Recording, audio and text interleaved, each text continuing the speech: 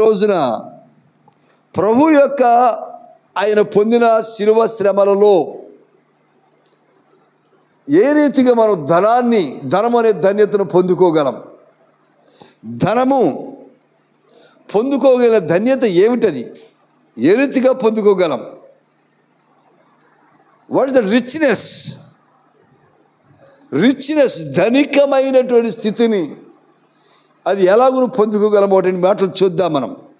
ముందుగా 2 కొరింథీయులకు రాసిన పత్రిక 8వ అధ్యాయం 9వ వచనం గమనిస్తే 2 Corinthians 8 chapter 9th verse. 2 కొరింథీయులకు రాసిన పత్రిక 8వ అధ్యాయం 9వ వచనంలో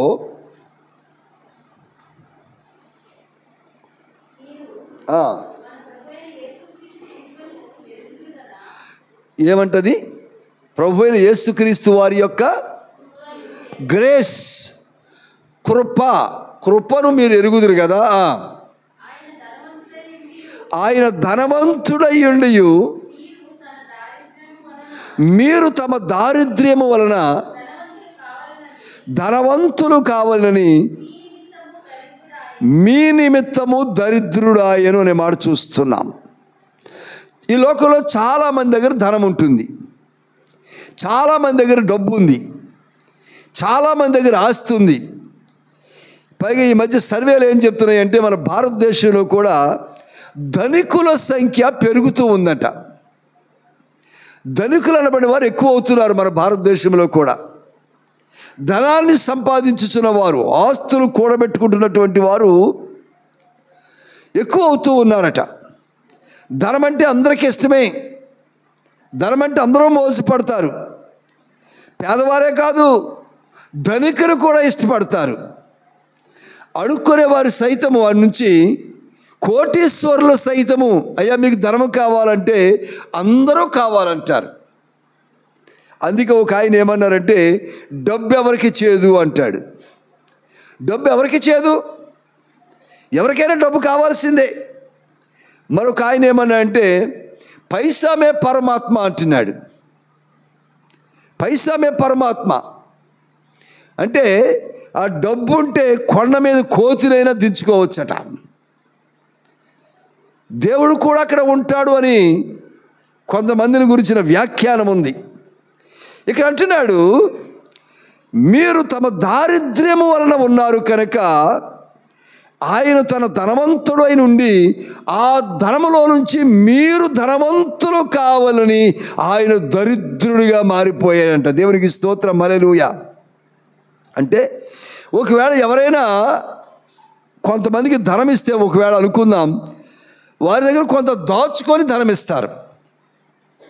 ఒకవేళ ఎవరికైనా పంచిపెట్టినా, వాటా ఇచ్చినా, షేర్ ఇచ్చినా కొంత వారు ఉంచుకొని మిగిలింది షేర్ చేస్తారు, మిగిలింది పంచి పెడతారు. కానీ యేసు ప్రభు వారు ఏం చేశారంటే ఆయన దగ్గర ఉన్న యావత్తు కూడా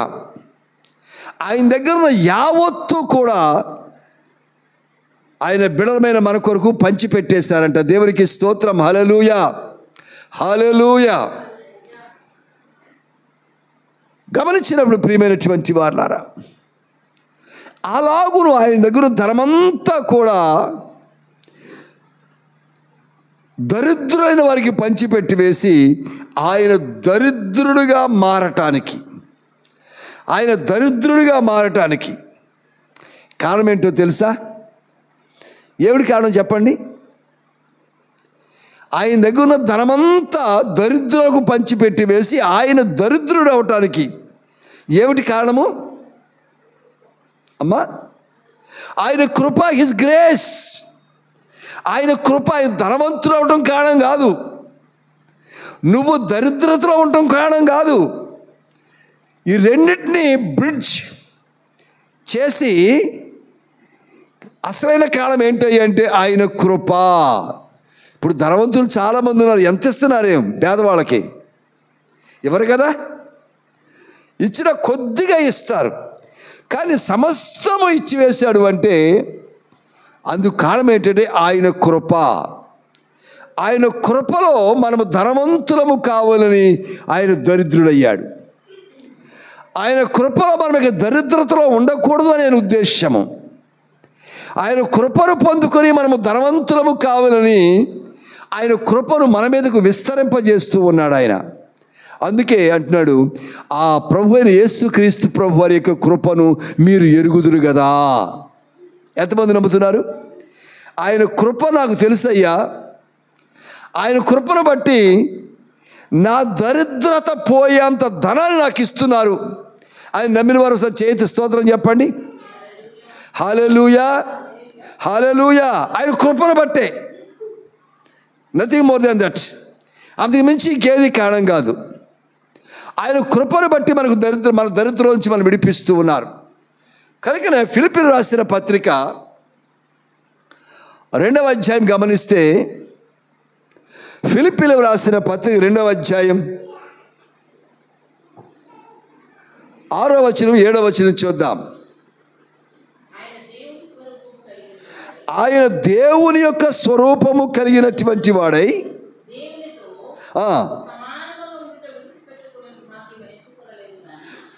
దేవుని స్వరూపమయ్యుండి, దేవుడయ్యుండి, దేవుడి యొక్క శక్తి కలిగి వాడయ్యుండి, సర్వోన్నతుడయ్యుండి, సర్వశక్తివంతుడయ్యుండి, బుద్ధి జ్ఞానముల సర్వసంపదలు కలిగినటువంటి వాడయ్యుండి,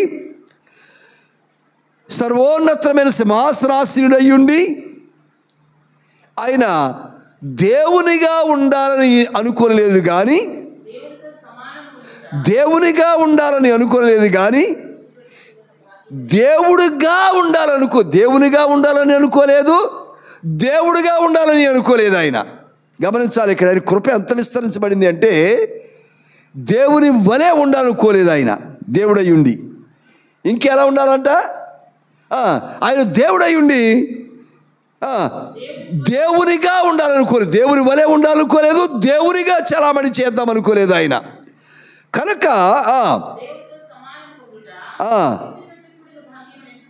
ఎంచుకోనలేదు కానీ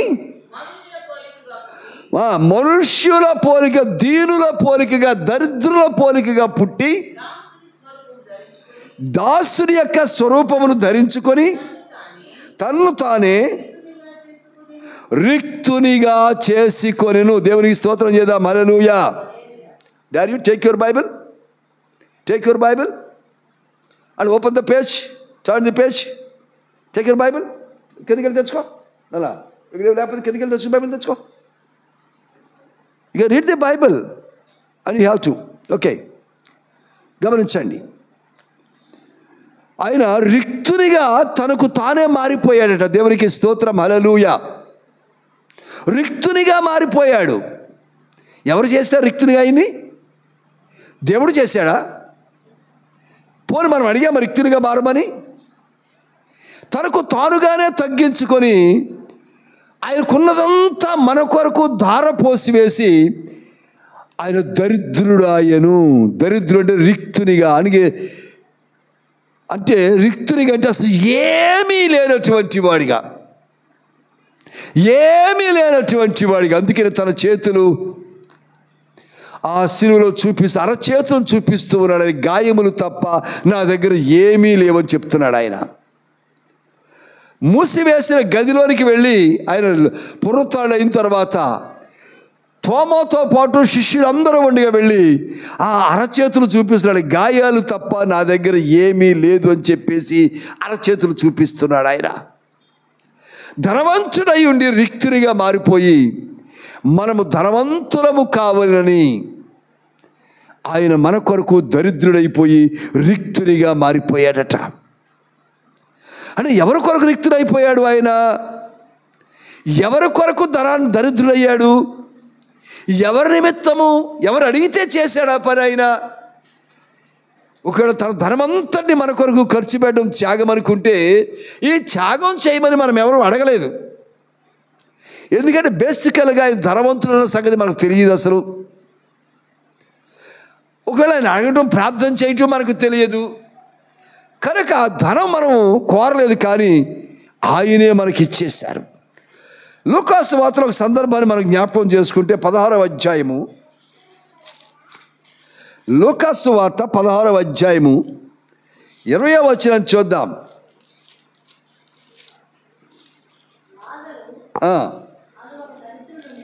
ఎవరున్నారంట? లాజరు అనే ఒక దరిద్రుడు ఉన్నాడంట. లాజరు నిక్నేమ్ ఏంటి ఇప్పుడు చెప్పండి? లాజరు నిక్నేమ్ ఏంటి ఇప్పుడు? దరిద్రుడు. సహజంగా బైబిల్లో తండ్రి పేరుతో కలిపి వారి పేర్లు చెప్పబడతాయి. కురేనీయుడైన సీమోను ఊరు పేర్లతో కలిపి వారి పేర్లు చెప్పబడుతున్నాయి కదా. కురేనీయుడైన సీమోను గురించి ధ్యానం చేసాం మనం. కురేను అనే ప్రాంతానికి చెందినటువంటి వాడు సీమోను అని చెప్పబడుతుంది అక్కడ. కనుక చాలా చోట్ల మన ఊరి పేరు కానీ, తండ్రి పేరు కానీ, తాతగారి పేరుతో కానీ, లేదా గోత్రం పేరుతో కానీ, వంశం పేరుతో కానీ ప్రస్తావించబడుతుంది. కానీ ఈ లాజరు గురించి ప్రస్తావించబడినప్పుడు అక్కడ చెప్పబడుతుంది ఎవరంటే అతను దరిద్రుడు అనే మాట చెప్పబడుతుంది. కనుక దరిద్రుడు దరిద్రతలో పుట్టినటువంటి వాడు, దరిద్రతలో పెరిగినటువంటి వాడు, దరిద్రతతోనే జీవించుతున్నటువంటి వాడు. అతని ఆస్తి దరిద్రత, అతని నిక్నేమ్ దరిద్రత, అతని స్టేటస్ దరిద్రత, అతని ముందు వెనకాల దరిద్రత, అతని కుడి ఎడమలు దరిద్రత. ఎక్కడ చూసినా దరిద్రతే చోటు చేసుకుంది. ఎక్కడ చూసినా అసలు పేరే దరిద్రత అయిపోయింది. గమనించినప్పుడు 22వ వచనం చూద్దాం. అక్కడే ఆ దరిద్రుడు ఏం చేశాడంట? చనిపోయి దేవదూతల చేత కొనిపోబడెను. చెప్పడం కొడదాం. ఆ దరిద్రుడి కోసం ఎవరు వచ్చారు చెప్పండి? ఇప్పుడు చనిపోతే దేవదూతలు వచ్చారు. ఈ దరిద్రుడితో పాటు ఒక ధనవంతుడు ఉన్నాడు. ఆ ధనవంతుడు తన ధనము చేత దేవదూతలు కొనుక్కోవచ్చు కదా, తన ధనము చేత దేవదూతలు రప్పించుకోవచ్చు కదా, తన ధనము చేత రికమెండ్ చేయించుకోవచ్చు కదా. అంటే ఎవరి రికమెండేషన్తో వల్ల కానటువంటిది, మనుష్యుల ధనముతో కానటువంటి పని దేవుని కృప ద్వారా నరులమైన మనకు, దరిద్రతలో కొట్టుమిట్టాడుతున్న మన కొరకు ఆయన శిలువలో నుంచి వచ్చిన కృప ద్వారా మనకు అనుగ్రహించబడతా ఉంది. దేవునికి స్తోత్రం, హల్లెలూయా. అతడు చనిపోయాడు, దరిద్రుడే. చనిపోగానే ఎవరు వచ్చారంటే అండి? దేవదూతలు వచ్చారు. ఇప్పుడు దేవదూతలు రావడానికి ఎన్ని కోట్లు ఖర్చు పెడితే దేవదూతలు వస్తారు చెప్పండి? ఆ దరిద్రుని యొక్క శవం కొరకు, దరిద్రుడే కదా, పోలీసులే పట్టించుకోరు, మున్సిపాలిటీ వారు పట్టించుకోరు, రెవెన్యూ వారు పట్టించుకోరు. దరిద్రుడే కదా, ఎవరో పట్టించుకోరు. కానీ ఎవరు పట్టించుకున్నారు చెప్పండి? ఈ దరిద్రుని దేవదూతలు. దేవదూతలు ఎందుకు వచ్చారు అక్కడికి? దేవుని చేత ఆజ్ఞాపించబడి వచ్చారు అక్కడికి. చెప్పకూడదాం ఒకసారి. దేవునికి మహిమ కలుగును గాక. దేవుని చేత ఆజ్ఞాపించబడి. ఎందుకు ఆజ్ఞాపించబడ్డారు? ఎస్, దరిద్రుడు చనిపోయాడు అక్కడ. నేను ధనవంతుణ్ణి, నా దూతలారా, నా దగ్గర ఉన్నటువంటి దూతలారా వెళ్ళి ఆ దరిద్రుని యొక్క శరీరాన్ని తీసుకొని రండి ఇక్కడికి అని చెప్పి ఆజ్ఞాపించాడు. దేవునికి స్తోత్రం చేద్దాం, హల్లెలూయా. కనుక మనము దరిద్రులమే, కానీ మనం నమ్మిన దేవుడు ఎవరంటే అండి? ధనవంతుడైనటువంటి దేవుడు ఆయన. మనం దరిద్రులమే, మనమేం కూడబెట్టుకోలేదు, అవకాశం లేదు మనకి. కానీ మనం నమ్మిన దేవుడు, మన పరలోకపు తండ్రి, మన నిమిత్తమై ప్రాణమును పోగొట్టుకున్న దేవుడు, మన నిమిత్తమై దరిద్రుడిగా శిలువలో మారిపోయిన దేవుడు, ఆయన ధనవంతుడైనటువంటి దేవుడు ఆయన. దేవునికి స్తోత్రం, హల్లెలూయా. ధనవంతుడికి లేనటువంటి ఒకడు ఈ లోకంలో ధనవంతుడిగా అతను బ్రతికి ఉండవచ్చునేమో, కానీ ఇప్పుడు ఎవరు వచ్చారంటే అండి? ధనవంతుడు కూడా చనిపోయి మనుష్యుల చేత మట్టిలో పాతి పెట్టబడ్డాడు. ధనవంతుడు కూడా చనిపోయి మట్టిలో పాతి పెట్టబడ్డాడు. కానీ దరిద్రుడు చనిపోయి పాతి పెట్టబడకుండా దేవదూతల చేత కొనిపోబడ్డాడు అక్కడికి. ఇద్దరికి ఎంత తేడా! ఇద్దరిది ఒకే ఊరు, ఇద్దరిది ఒకే వీధి. ఇద్దరు ఒక ఆయన బల్ల మీద కూర్చొని భోంచేస్తారు, రొట్టె ముక్కలు తింటూ ఉంటే ఎగిరిన మొక్కలు కింద పడి పొడువు రాలిపోతే ఆ పొడువు తిని బ్రతికినటువంటి వాడి దరిద్రుడు. అంతటి దరిద్రునికి ఇప్పుడు ఎంత భోగం వచ్చిందండి? దూతల చేత కొనిపోబడి అబ్రహాము రొమ్మున ఆనుకొని ఉన్నాడు. దేవునికి స్తోత్రం, హల్లెలూయా. అబ్రహాము రొమ్మున ఆనుకొని ఉన్నాడు. ఎంత భాగ్యవంతుడయ్యాడు! ఇప్పుడు ప్యాలెస్లోకి వెళ్ళిపోయాడండి. ఇక్కడ ఉండటానికి ఇల్లు లేదు, ఉండటానికి నీడ లేదు. ఒకరు ఏ చెట్టు నీడ ఉంటే మున్సిపాలిటీ వాళ్ళు ఎవరో వచ్చేదా ఆ ఆవులు పశువులు వచ్చి అవి కూడా నీడకొస్తే అక్కడ ఉండలేక పక్కకి వెళ్ళిపోయి ఉంటాడు. సరే, ఏ బ్రిడ్జి కిందో తలదాల్చుకుందామని వెళ్తే అక్కడ ఏ పోలీసులో మున్సిపాలిటీ వాళ్ళు వేరే అధికారులు ఎవరో వచ్చి వాళ్ళు అక్కడి నుంచి తరిమేసి ఉంటారు. ఎక్కడ నిలువ నీడ లేనటువంటి దరిద్రుడండి, నిలువ నీడ లేని దరిద్రుడు చనిపోయిన తర్వాత ఎక్కడున్నాడు? ప్యాలెస్లో ఉన్నాడు. ఇప్పుడు అబ్రహాము రొమ్మును ఆనుకొని ఉన్నాడు. పైగా ఈ ధనవంతుడికి దాహం వేసిందంట. ధనవంతుడు దాహం వేసింది, నీళ్లు లేవు ధనవంతుడి దగ్గర. ఇప్పుడు ఎక్కడిగా ఫ్రిడ్జ్ ఓపెన్ చేసుకొని స్ప్రైట్ బాటిల్స్ తాగి ఉంటాడు. ఇక్కడ పాపం స్టాక్ పెట్టుకున్నాడు, రకరకాల కూల్ డ్రింక్స్ స్టాక్ పెట్టుకున్నాడు. ఇప్పుడు దాహం వేసి నోరెండిపోతా ఉంది. ఇక్కడ ధనవంతుడిగా ఉన్నవాడు అక్కడ దరిద్రుడయ్యాడు, ఇక్కడ దరిద్రుడిగా ఉన్నవాడు అక్కడ ధనవంతుడై కూర్చున్నాడు. దేవునికి స్తోత్రం చేద్దాం, హల్లెలూయా. ఏ ధనాన్ని కోరుకుంటున్నావు నీవు? ఈ లోకపు ధనము నీకెందుకు పనికిరాదు. ఈ లోకంలో ధనం సమకూర్చుకుందామంటే ఈ లోకంలో తినటానికి ఉండటానికి పనిచేస్తుందేమో కానీ ఇక్కడ చనిపోయిన తర్వాత నీవెన్ని కోట్లు కూడబెట్టినా అది దేనికి నీకు పనికి రాదు. నిన్న దారుణంగా చనిపోయినటువంటి దైవ సేవకుడు, చాలా మంచి సేవకుడు, నేను కూడా చాలా ఇష్టపడతాను ఆయన్ని. ఆయన నమ్మిన సిద్ధాంతాన్ని కొండ బద్దలు కొట్టు డైరెక్ట్గా చెప్తాడు. ఆయన చాలా కాన్ఫిడెంట్గా చెప్తాడు. తొణుకు బెడుకు లేకుండా బైబిల్ ఎలా ఉంది, వేరే స్థలంలో ఎలా ఉంది అని చెప్పి చాలా కాన్ఫిడెంట్గా ఆయన మాట్లాడితే ఎదురు ప్రశ్నించడానికి విమర్శకులకు ప్రశ్న లేకుండా అయిపోయింది. ఒరిజినల్గా ఆయన ఇండస్ట్రియలిస్ట్, బిజినెస్ మ్యాన్. ఆయనకి ఇప్పుడు సాఫ్ట్వేర్ కంపెనీ 4-5 కంపెనీలు ఉన్నాయంట. ఆయన దగ్గర ఉద్యోగస్తులు, సాఫ్ట్వేర్ ఉద్యోగస్తులు ఇప్పుడు దాదాపుగా 200-300 మంది ఐటీ వాళ్ళు పనిచేస్తున్నారు ఆయన దగ్గర. ఇప్పటికే పనిచేస్తున్నారు. ఆయనకి 2 కుమార్తెలు, మరొక 2 కుమార్తెలను అడాప్ట్ చేసుకొని, ఆడపిల్లల్ని అడాప్ట్ చేసుకొని 4 ఒకే రకంగా, ఈ సొంత కూతుర్ని దత్త తీసుకున్న కూతుర్ని ఒకే రకంగా పెంచుతూ ఉన్నాడు, తేడా లేకుండా. ఇది కాక మరొక 10 మంది ఆడపిల్లల్ని తన సొంత ఖర్చుతో మంచి హాస్టల్స్లో పెట్టి, రిచ్ హాస్టల్స్లో పెట్టి కాస్ట్లీ చదువు చెప్పిస్తున్నాడు ఆయన. మేడం, చాలామంది పేదవారికి, పేద సేవకులకి, అయ్యా మాకు తినడానికి లేదు, బండి లేదయ్యా, బందిరు లేదయ్యా, ఇల్లు లేదయ్యా అంటే కొన్ని వేల మంది సేవకులకి చేయూతనిచ్చినటువంటి వాడు, చాలామంది పేదవారిని ఆదుకున్నటువంటి వాడు. కానీ ఈరోజున ఎటువంటి మరణం పొందాడు అంటే, ఆయన ఏదైనా జరగనివ్వండి మెట్టుకు ఒక దారుణమైన మరణం పొందాడు వేళ ఆయన. అఫ్కోర్స్ అది క్రీస్తు కొరకు మరణం కనుక అది ధనికమైన మరణమని నేనైతే అంటాను. దేవునికి స్తోత్రం, హల్లెలూయా. ఒకవేళ అనేకులు విమర్శకులు దాన్ని విమర్శించవచ్చునేమో కానీ హతసాక్షి, ప్రభువు కొరకు హతసాక్షి అయిపోయినటువంటి ధనికమైన మరణం అది. కానీ ఈ లోకపు డబ్బు ధనం మనకు ఉపయోగపడదు, కానీ దేవుని కొరకు ఏం చేశాము, దేవుని కొరకు ఎలా బ్రతికామనేటువంటిది మనకు ఈ జీవితం తర్వాత అది ప్రధానమైనటువంటి జీతంగా మారిపోబోతా ఉంది. దేవునికి స్తోత్రం, హల్లెలూయా. ఇక్కడ ప్రభువు కొరకైన జీవితం, ఈ జీవితం చాలించిన తర్వాత ప్రభువు దగ్గర నుంచి వచ్చే జీతంగా మారిపోబోతా ఉంది.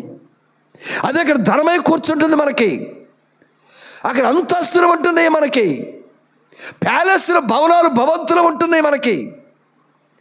యోహాను సువార్త 14 మొదటి వచనంలో మీరు మీ హృదయం కలవరపడనీయకుడి, మీకు స్థలమును సిద్ధపరచ వెళుచున్నాను, అవి సిద్ధపడినది వచ్చి తీసుకుని వెళతాను అని చెప్పి అక్కడ ఉంది. స్థలాలు కాదు అక్కడ సిద్ధపరిచేది, ట్రాన్స్లేషన్ స్థలం అని వచ్చింది తెలుగులో. కానీ స్టాండర్డ్ బైబిల్ వెర్షన్లో ప్యాలెస్ అని ఉంది అక్కడ.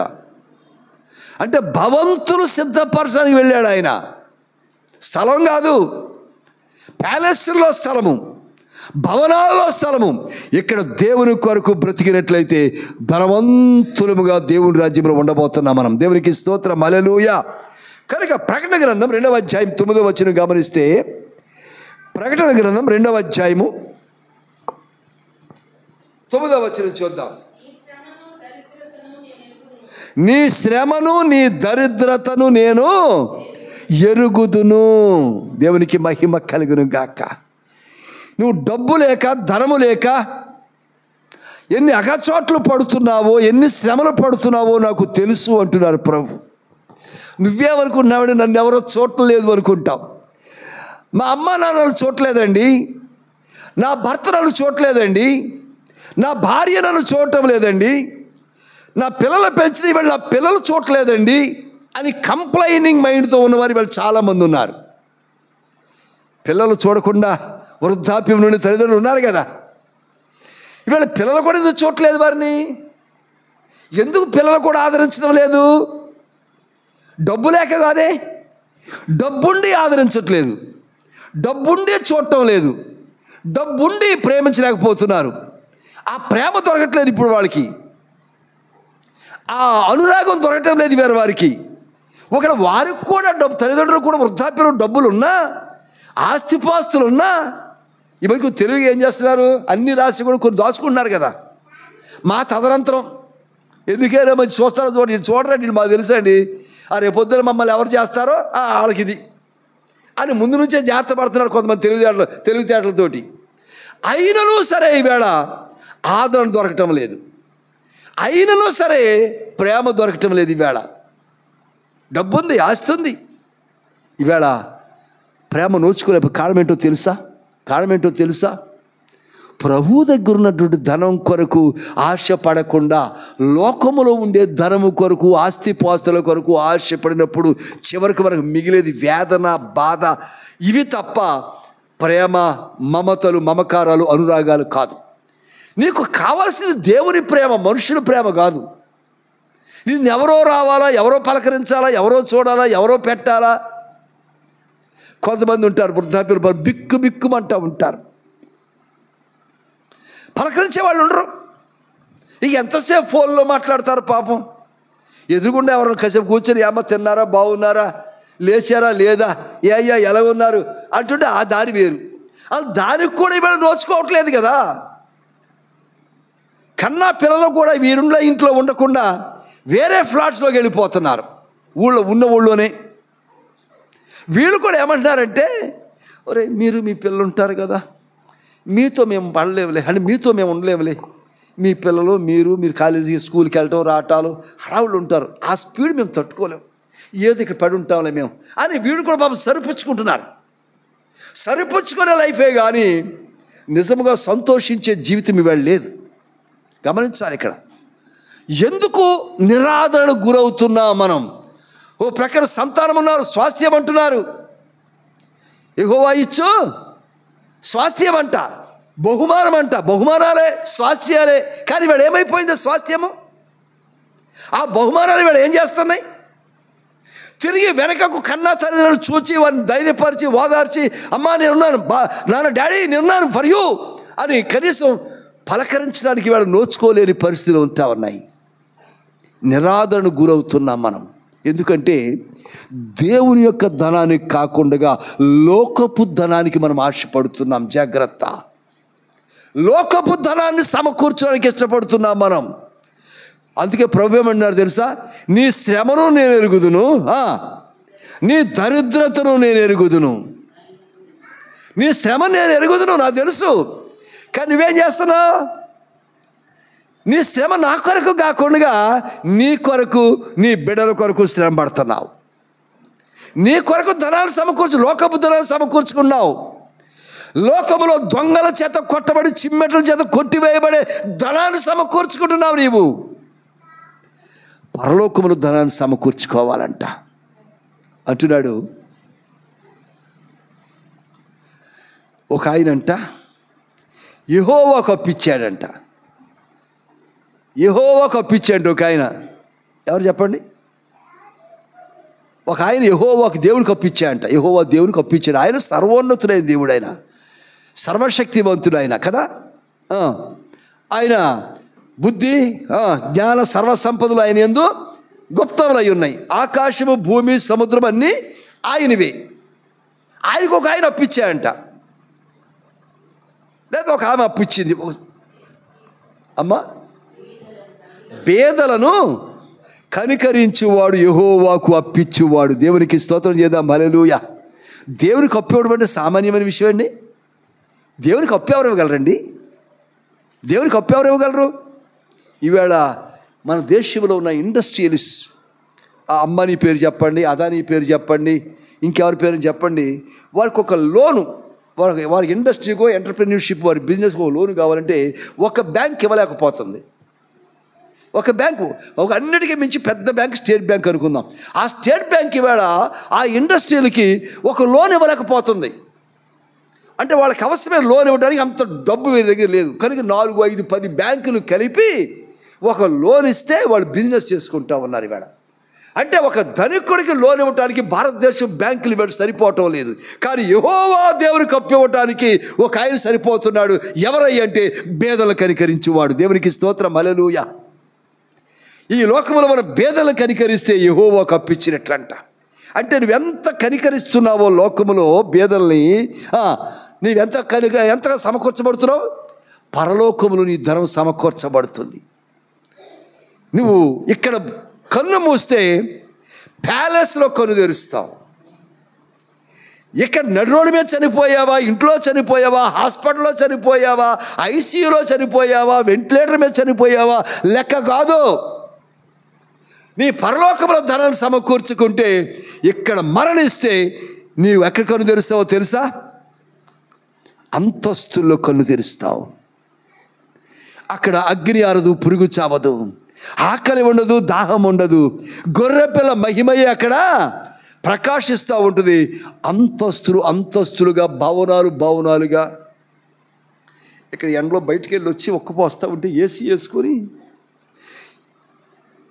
ఆ వేసుకున్న ఏసీని కూడా కుదురుగా సంతోషంగా అనుభవించలేని బ్రతుకు మంది. ఎందుకు? కరెంట్ బిల్లు వచ్చేది. వేసినంతసేపు రీడింగ్ ఇక్కడ తిరుగుతూ ఉంటుంది. ఏసీ వర్కింగ్ చేసినంతసేపు కూడా రీడింగ్ ఇక్కడ తిరుగుతాడు. దడ. అప్పుడు సార్ చూడు, పక్కన ఎవరు ఉండరు కానీ ఉంటే చూడు కొట్టుకుంటుందేమో. Current bill. వాషింగ్ మెషిన్ ఆడినంతసేపు, గ్రైండర్ ఆడినంతసేపు, మోటార్ ఆడినంతసేపు, ఫ్యాన్ తిరుగుతున్నా, వీటితో పని లేకుండా సంతోషంగా సమృద్ధిగా, అసలు కరెంటుతోనే పని లేకుండా, ఏసీతో పని లేకుండా, ఫ్యాన్తో పని లేకుండా, లైట్తో పని లేకుండా, మందు బిళ్ళ ఖర్చు లేకుండా, ఈవేళ ఈ బీమా ఆ బీమా, దమ్ బిర్యానీయా, కూర చట్నీయా, ఈ రైసా ఆ రైసా, వాటితో పని లేకుండా, స్టవ్తో గ్యాస్తో సోలార్తో పని లేకుండా, దేనితో ఏ అరపైసా ఖర్చు లేకుండా సమృద్ధిగా తాయితీగా సమృద్ధిగా ఉండేటువంటి పరిస్థితులను కన్ను తెరుస్తావు. చెప్పకూడదాం. దేవునికి మహిమ కలుగును గాక.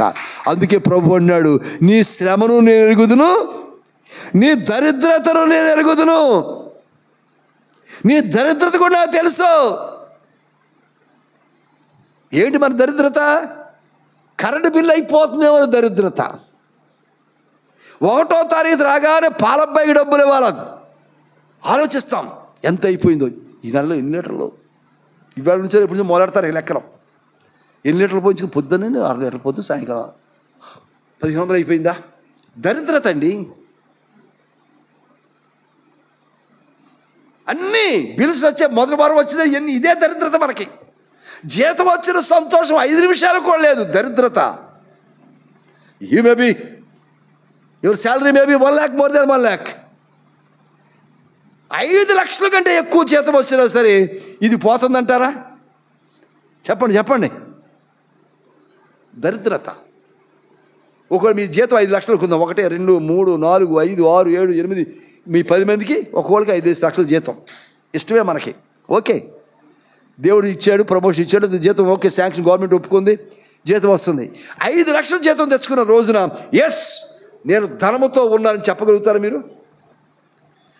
ఎంత చెట్టుకు ఈ 5 లక్షలు సరిపాడగా వచ్చేస్తాయి ఈఎంఐలు మనకి. మళ్ళీ బాబులే దశమ భాగం వేయటానికి బిగబట్టి 10,000 వచ్చినప్పుడు అదే, 1,00,000 వచ్చినప్పుడు అదే, 5 లక్షలు వచ్చినా అంతే, 10 లక్షలు వచ్చినప్పుడు అదే బిగింపు. దరిద్రత.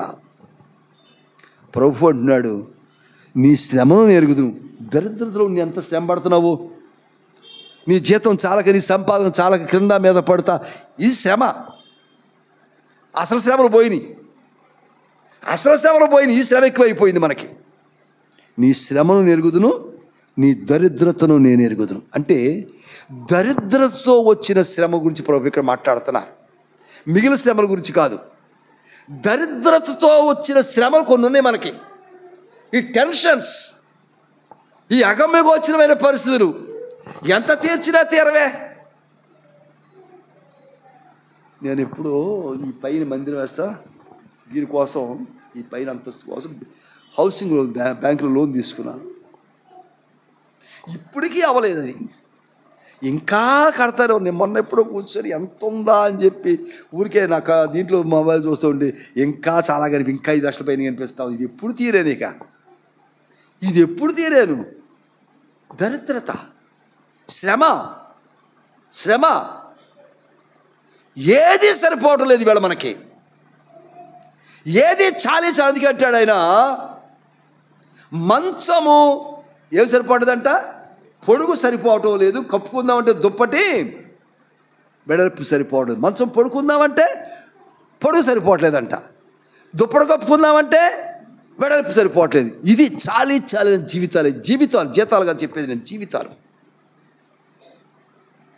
రోజుకు 100 రూపాయలు సంపాదించుకునేవాడు కూడా చక్కగా సంతోషంగా బ్రతుకుతున్నాడు. కానీ నెలకు 1,00,000 రూపాయలు సంపాదించేవాళ్ళు వాళ్ళు సంతోషం లేకుండా బ్రతుకుతూ ఉన్నారు. అసలు రోజుకు 100 రూపాయలు కాదండి, చక్కగా ఆ సెంటర్లో తిరుగుతూ ఉంటారు. ఈ పాటికి భోజనం చేసి దోమలు కొడతా ఉంటే ఎంత హాయిగా నిద్రపోతూ ఉంటారో. ఆ ఫ్లైఓవర్ మీద, ఫ్లైఓవర్ కింద దోమలు కొడుతుంటాయి. మనకు ఒక్క దోమ మన గదిలో తిరుగుతూ ఉంటే నిద్ర పడితే ఒట్టు, నిద్ర పడడం దరిద్రత. కానీ బహిరంగంగా పడుకుంటాడు, దోమలు బయలు వచ్చి మంచి మ్యూజిక్ వేస్తూ ఉంటే ఎంత హాయిగా నిద్రపోతుంటారో. కొడతా ఉంటే డ్రమ్ములు పేల్చిన మ్యూజిక్ లాగా ఉంటుందేమో, ఎంత హాయిగా నిబ్బరంగా నిద్రపోతూ ఉంటాడో అక్కడ బహిరంగంగాను. హాయిగా నిద్రపోతాడు, నిబ్బరంగా నిద్రపోతాడు. అస్సలు బెదరడు, అదరడు, మెలకువే రాదు అసలు. ఎవరు ధనవంతులు? కనుక నీ శ్రమను నేను ఎరుగుదును, నీ దరిద్రతను నేను ఎరుగుదును. అంటే దరిద్రత వల్ల కలిగిన శ్రమను ప్రభు జ్ఞాపకం చేసుకున్నాడు ఇక్కడ. ఏదో దరిద్రత నేను వెంటాడుతుంది. మనశ్శాంతి లేకపోవడమే దరిద్రత, ఆరోగ్యంగా ఉండలేకపోవడమే దరిద్రత, సంతోషంగా ఉండలేకపోవడమే దరిద్రత, ఆనందంగా గడపలేకపోవడమే దరిద్రత, హృదయాన్ని ఉల్లాసంగా ఉంచుకోలేకపోవడమే దరిద్రత. ప్రతిదానికి చిరుమురులాడి చికాకు పడిపోయి అదేంటి ఇదేంటి, ఇదే దరిద్రత మనకి. దేవుడి వేళ మనకు ఆయుష్ ఇచ్చాడు. ఎంత సంతోషంగా ఉండాలి, ఎంత ఆనందంగా ఉండాలి. ఎంతసేపు అది లేదు ఇది లేదు ఇదేంటి. కట్టుకున్నది ఎంత మంచిది, నువ్వు వేసుకున్నది ఎంత మంచిది. ఇది లేకుండా ఎంతమంది ఉన్నారు,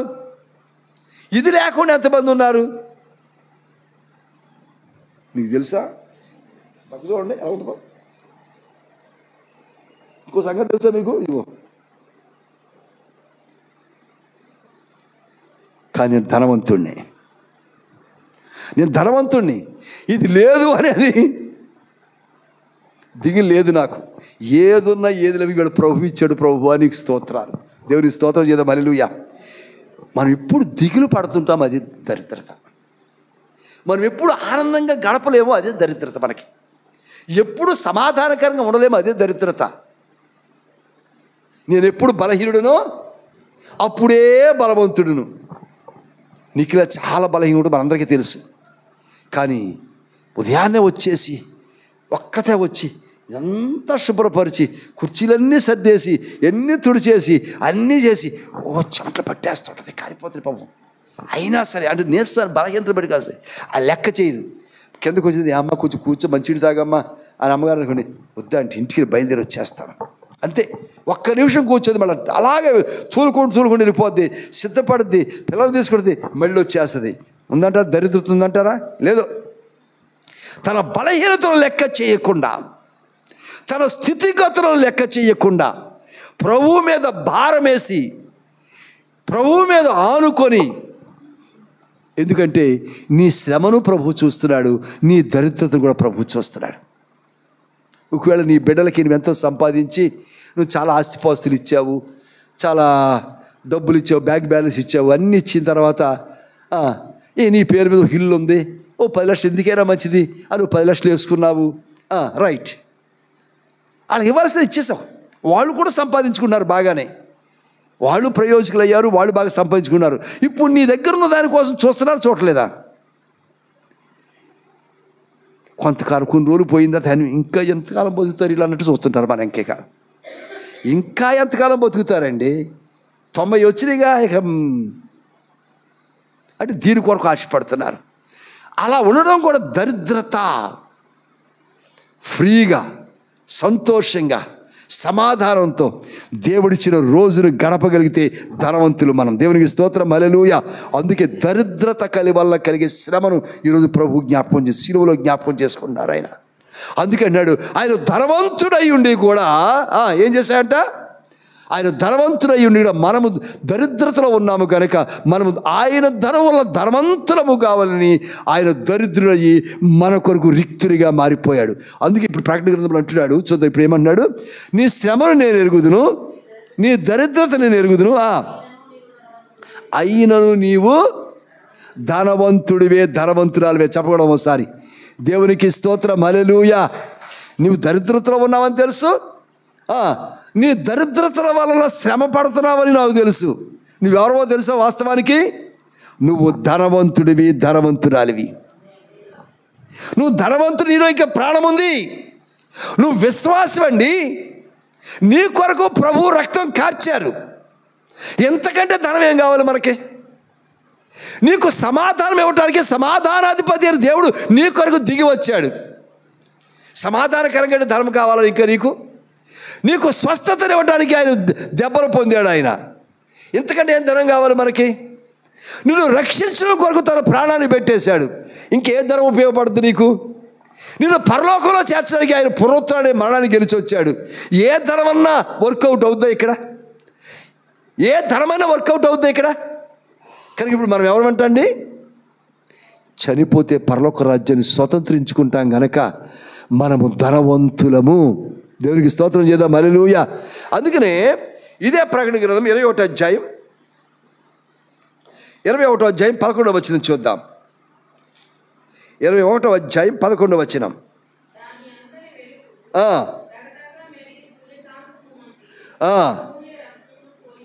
ఆమేన్. దేవునికి స్తోత్రం, హల్లెలూయా. ఎక్కడి గురించి చెప్తున్నాడు? ఇది పరలోకం గురించి చెప్పబడుతుంది. నువ్వు వెళ్ళబోయే పరలోకం అంటండి ఎలా ఉందంట? వెలుగు దగదగా మరియు సూర్యకాంతం వంటి అమూల్యమైన రత్నాలతో ఉందంట. దేవునికి స్తోత్రం, హల్లెలూయా. నువ్వెంత డబ్బు ఖర్చు పెడితే నీ ఇంట్లో ఈ రత్నాలు పెట్టుకోగలవు? నువ్వు ఈ వెలుగుతో దగదగ మెరిసేటువంటి ఈ వెలుగును కలిగిన అమూల్యమైన రత్నాలు ఎంత డబ్బు ఖర్చు పెడితే నీకు వస్తాయండి? అక్కడ నిత్య జీవం ఉన్నది. దగదగ మెరవటం అంటే నిత్య జీవంతో ఉంటాం మనం. అక్కడ ఎప్పుడూ సంతోషంగానే ఉంటాం, ఎప్పుడూ నాట్యం చేస్తూనే ఉంటాం, ఎప్పుడూ ఆనందంగానే గడుపుతాం. ఇది దగదగ మెరిసిపోవడం అంటే. కుదురు ఒకసారి ఏంటి రోయ్ బాగా మెరిసిపోతున్నావు ఈవేళ అంటారు కదా. అంటే మంచి బట్టలు వేసుకుంటానో, మంచి డ్రెస్ వేసుకుంటానో, మంచి బండి లేదా చేతిలో మంచి ఫోను ఖరీదైన ఉంటే అన్నాగా మెరిసిపోవటం, దగదగా మెరిగినట్టుది పరలోకంలో నీకు దేవుడు సమకూరుస్తున్నాడు. ఇంకా గమనించినాడు 18వ వచనం, ఇదే అధ్యాయంలో 18వ వచనం చూద్దాం. 18, 19 వచనాలు. ఆ ప్రాకారము సూర్యకాంతములతో కట్టబడెను, స్వచ్ఛమైన స్ఫటికముతో శుద్ధ సువర్ణముగా ఉన్నది. అసలు పునాదులే అమూల్యమైన నానావిధ రత్నములతో అలంకరింపబడి ఉండెను. మొదటిది సూర్యకాంతపు రాయి, రెండవది నీలము, తర్వాత యమునా రాయి, పచ్చ, వైడూర్యము, కెంపు, సువర్ణరత్నము, గోమేధికము, పుష్యరాగము, సువర్ణ సునీర్యము, పద్మరాగము, సుగంధము. ఎన్నున్నాయండి అక్కడ? ఇటువంటి వాటిలతో బంగారు వీధులతో మనకు భవంతులు ప్రభు సిద్ధపరుస్తూ ఉంటే, ఆ ధనం కాకుండా ఇక్కడ మనతో పాటు రానటువంటి, పైగా దానికోసం కీచులాట్లు, గొడవలు, కొట్టుకోటాలు, హత్యలు, కోర్టు కేసులు, దొమ్మీలు, వాళ్ళకి ఎక్కివిచ్చావు, నాకు తొక్కివిచ్చావు, ఆడి దగ్గరికి వెళ్ళు, నా దగ్గరికి వద్దు, ఇవన్నీ ఎంత హంగామా, ఎంత హైరానా. ఒకవేళ సంపాదించి పిల్లలకి ఇవ్వద్దని చెప్పను, కానీ ఇవ్వాల్సింది పూర్తిగా ఇచ్చేసేయండి. వాళ్ళకి పూర్తిగా ఇచ్చేసేద్దాం. అప్పుడు మనం ఎవరితో చెప్పండి? పూర్తిగా మీరు ఏం సంపాదించో సంపాదించి కష్టపడి సంపాదించండి. ప్రభువుని విడిచిపెట్టి సంపాదించకండి. ప్రభువుతో బ్రతుకుతూ, ప్రభు కొరకు బ్రతుకుతూ సంపాదించండి. మీరు ఏమైతే లోకంలో సంపాదించారో, డబ్బు, ఆస్తి, ధనం, బంగారం, పొలాలు, ఇళ్ళు, ప్యాలెస్లు, పిల్లలకు మొత్తం రాసిచ్చేయండి. మొత్తం రాసిచ్చేదానికి మనం ఏమవుతాం ఇప్పుడు చెప్పండి? ఏమవుతాం? బలవంతులు అవుతామా? ఎట్లా? మొత్తం రాసిచ్చాం కదా, మరి దరిద్రం అవుతాం మనం. మొత్తం రాసిచ్చేది ఇంకేముంది? మన రిక్తులం అయిపోయాం కదా, రిక్తులం అయిపోయాం. ఇప్పుడు నీ మనసు ఎక్కడో తెలుసా? పరలోకం మీదకి వెళ్తుంది. ఇప్పుడు నా దగ్గర ఏమీ లేదుగా, ఉంటే కాపలా గాయాల. ఇది ఎవడు తీసుకెళ్ళిపోతాడో, ఇదే పిల్ల తీసుకెళ్ళిపోద్దో, ఇదే అది కాపలాగా ఇటు లెక్కలు వేసుకొని వచ్చేసి, ఇది ఉంటే వచ్చే సంవత్సరం ఎంత అవుద్ది, ఇప్పుడు ఆ మనవరాలకు ఎంత ఇవ్వాలా, ఈ పిల్లకి ఎంత ఇవ్వాలా, ఈ జంజాటాలు ఉంటాయి. అసలు మొత్తం రాసి ఇచ్చేయండి. మీరు ఆరోగ్యంగా ఉన్నప్పుడు, బాగున్నప్పుడు, రిటైర్ అవ్వగానే ఏమేం చేస్తారో చేసి ఇచ్చేయండి. మీ దగ్గర ఏం వద్దు. ఇప్పుడు ఎవరి మీద అనుకుంటాం చెప్పండి? ఖచ్చితంగా దేవుని మీద అనుకుంటాం. ఇప్పుడు మనం దరిద్రం ఏమి లేదు మన దగ్గర, అవునా? కనుక నీ దరిద్రతను నేను ఎరుగుదును, నీ శ్రమను నేను ఎరుగుదును, నీవు ధనవంతుడివే కనుక నీ కొరకు ఎలాంటి పరలోక రాజ్యాన్ని దేవుడు సిద్ధపరుస్తూ ఉన్నారు. చెప్పకూడదు. దేవునికి స్తోత్రం, హల్లెలూయా. కనుక మనము ధనవంతులము కావాలని, ఆ బీద లాజరుకు వచ్చిన పరిస్థితి మనకు కూడా ఇవ్వాలని చెప్పేసి ప్రభు ఆశపడుతున్నారు. ఈ రోజున మనము ధనాన్ని సమకూర్చుకుందాం. ఎక్కడది? పరలోకములో ధనాన్ని సమకూర్చుకుందాం. పరలోకములో భవంతులు సమకూర్చబడుకుందాం. ప్రభు మన కొరకు సిద్ధపరుచున్న భవంతులను మనం ఆక్యుపై చేసుకుందాం. అబ్రాహాము రొమ్మును అనుకుందాం. పరలోకంలో ప్రభుతో పాటు ఉందాం. ఆయనతో పాటు ఏలుబడి చేసేవారు ఉందాం. అందుకే యేసయ్య మన కొరకు ఆయన శిలువలో శ్రమనుంది. ఆయన రక్తమంతటిని మన కొరకు ధారపోసి ఆయన రిక్తునిగా శిలువలో మారిపోయాడు, మిగిలిపోయాడు ఆయన. అందుని బట్టి మనకు పరలోక రాజ్యం సంక్రమిస్తూ ఉంది. స్వాస్థ్యముగా హక్కుదారులముగా, వాటాదారులముగా ప్రభు మనకు పరలోక రాజ్యాన్ని ఇవ్వబోతా ఉన్నారు. స్తోత్రం, హల్లెలూయా. చిన్న ప్రార్థన చేసుకుందాం. పరిశుద్ధుడా మీకు వందనాలు, కృపామయుడా మీకు స్తోత్రాలు. కళ్ళు మూసుకుందాం. ఒకరిద్దరు వాక్యాన్ని బట్టి ప్రార్థన చేద్దాం. చిన్న ప్రార్థన చేద్దాం. డోర్కా చిన్న ప్రార్థన చేయమ్మా.